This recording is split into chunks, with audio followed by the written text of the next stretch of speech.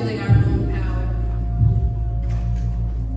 Of all the privileges that exist in this world, none of which you may be a benefactor of, there is at least one you bear, and that is the privilege of having been born Filipina.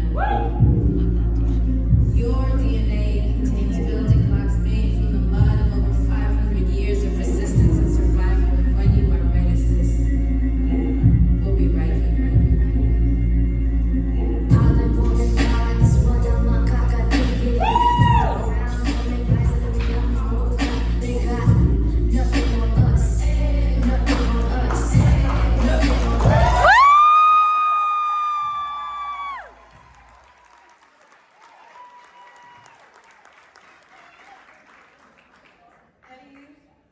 No thank you to the pressure you just put on me. Good afternoon, everyone. It is really just a humbling experience to be sharing this space with you. And quite honestly, if you could see the view from up here, it is beautiful. Everyone should clap for that.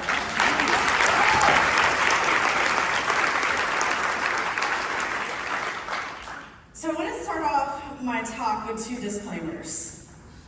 Disclaimer one is that nothing I'm going to say today is revolutionary. Nothing I'm going to say isn't groundbreaking or something you haven't heard before. Disclaimer two is I have none of this figured out. I'm still under some serious construction. I'm just someone who's crazy enough to stand up here and spill all of my tea. I'm half white and half Filipino, but unfortunately my Filipino heritage was not my day-to-day life growing up. See, in my family, we had all the C's covered. Caucasian, Christian, conservative, and country. But God knew what I needed, and He sent me an amazing man who was so patient and so kind through all of my messiness.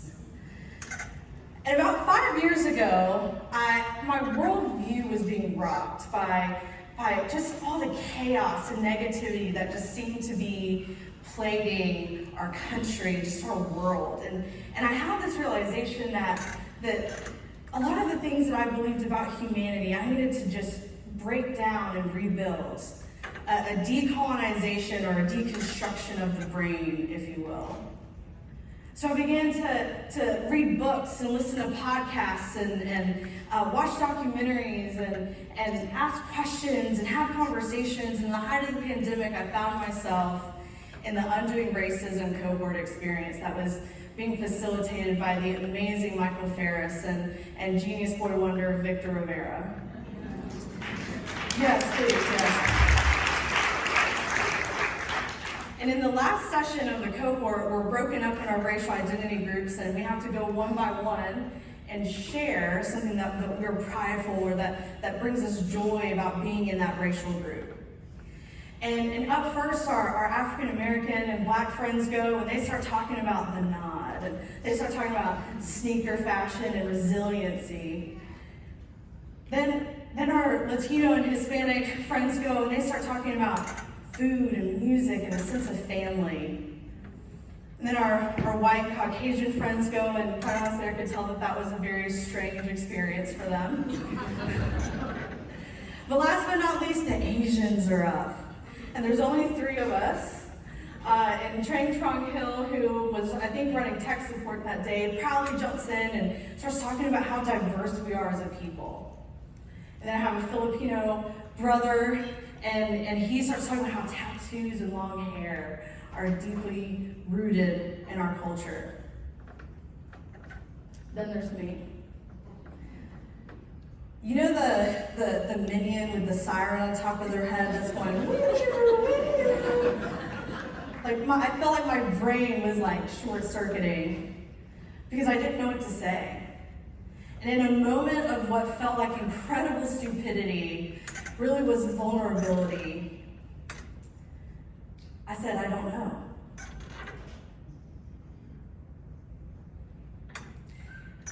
And in that moment, I left, the call ended, and in that moment, I left and went and sat on my bed, and a full-on ugly cry comes on over me.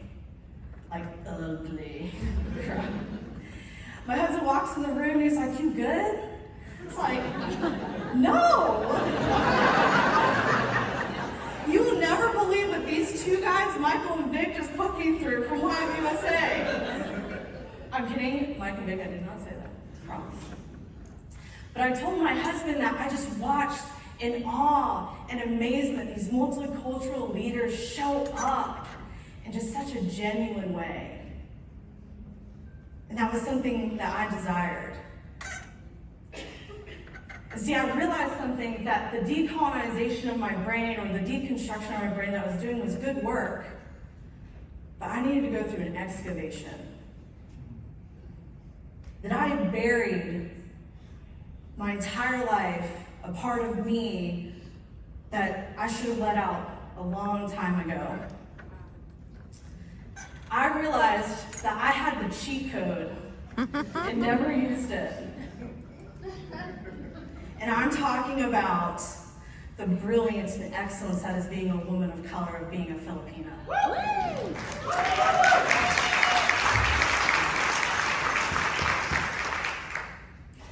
So my husband, who is good, always good for comedic relief, he stands up and says, "Well, we're gonna learn to be Asian today."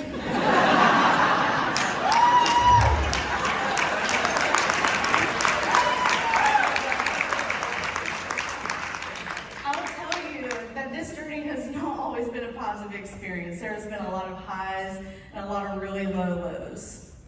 And other than my squad that I've formed around me to support me, music has always been there. And when I say music has got me through some things, it has got me through some things, y'all. And today I want to share with you 3 artists and their words that I have leaned on a great deal. The first artist is J. Cole and his song, "Love Yours." The lyrics are, "There's always going to be a whip that's better than the one you got. Always going to be some clothes that's fresher than the ones you rock. Always going to be," insert non-camp word in, "that's better out there on the tours, but you ain't ever going to be happy till you love yours. There's no such thing as a life that's better than yours. No such thing as a life that's better than yours. No such thing. No such thing." And see, what J. Cole is saying is that there will always be someone out there that's got the better wire, the better job, or the better car, or better whatever it is we think it is we don't have. But what he's challenging us is to look what's right in front of us and just enter into a spirit of gratitude. And so when I started this adventure of really embracing my whole self and my Filipino heritage, I wanted a finish line. I wanted an end point. I wanted to be able to get on a bullhorn and say, "Attention everyone, Asian Kate has arrived."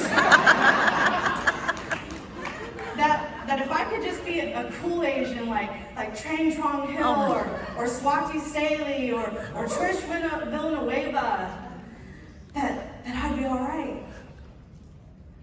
But I'll tell you that only led to feelings of inferiority and not feeling enough. And as leaders in this movement, I want to challenge all of us to love what we have so hard, to love ourselves so hard that we just drip in our own dopeness.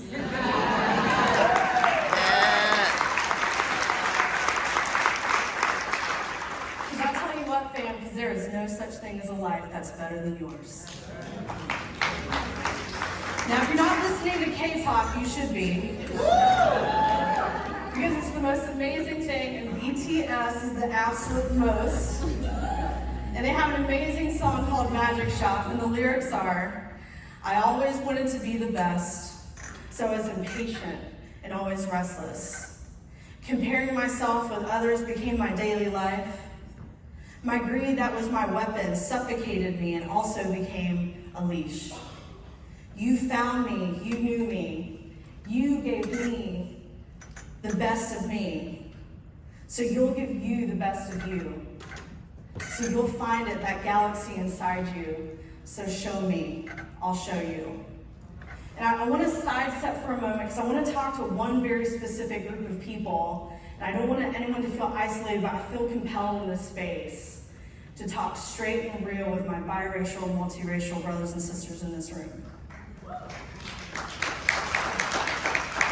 I want you to listen to me when I say, you are enough.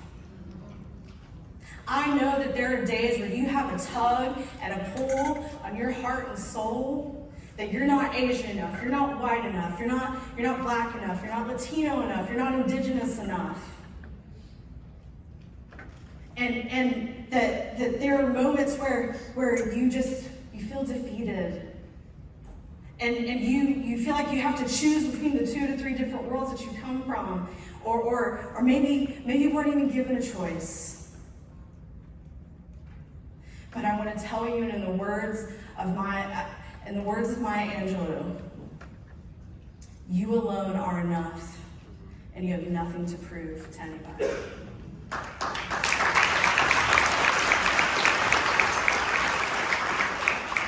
And for all of us, the math is simple, and you add up.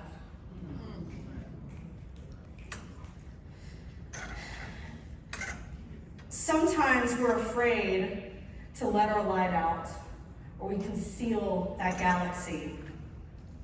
And today I want to challenge you to let that galaxy out. Some of you are in environments where you may feel like you're too black, or you're too brown, or you're too proud. Or you're made to feel that you're just too big. Well, I want to tell you, maybe they're just too small.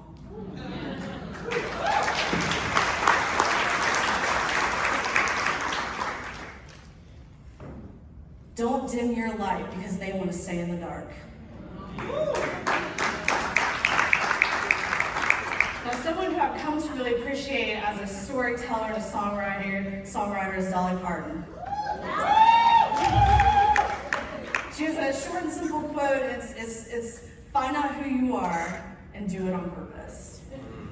And what Dolly is trying to say is she's challenging us to show up with some intentionality, to decide who we are as a person or as a leader and plant our tree there and be that. Here's the thing about trees, because it's been a theme for the last couple of days, is trees go through seasons. They mature, they grow. But at the end of the day, it's still a tree. And here's the other thing about trees, is that they're dependent on oxygen and water and sunlight and soil and other trees to grow. So find you a group of people, find you a squad who will be water, oxygen, and soil, and hold you accountable to your greatness. Now, I want to close with a visual. And there's an illustration that gets used at different multicultural events. It's the jelly bean jars. I'm sure people have seen it, right? The jelly bean jars show the representation of multicultural leaders at different levels of leadership. And to be honest, the visual shows that we're just not well represented. So today I brought my own jelly bean jar. And we're going to fill it together. But those of you who know me well know that I'm a dreamer, and I don't want to be naive into thinking that there is systems that can actively work against us and can actively work against this dream. But please just embrace this for a moment. So, this proud, resilient Asian woman believes that this thing called a movement, right? That it wouldn't just move, but that it would shape. That if we stopped code switching ourselves to death and practice unapologetic leadership, that maybe That we would stop making organizational decisions entrenched in fear, but deeply rooted in the genuine love and compassion that we have for our people. I'm going to say that again because I don't think people heard it. That we would stop making organizational decisions entrenched in fear, but deeply rooted in the love and compassion that we have for our people.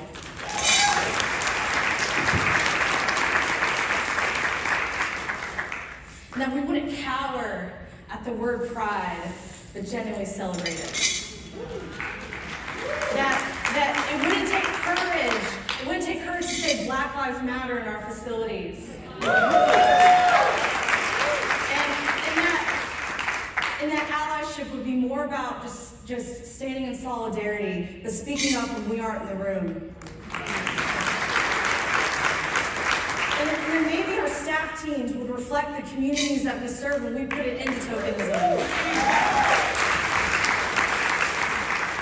And maybe then our communities would trust us and the makeup of our boardrooms would change.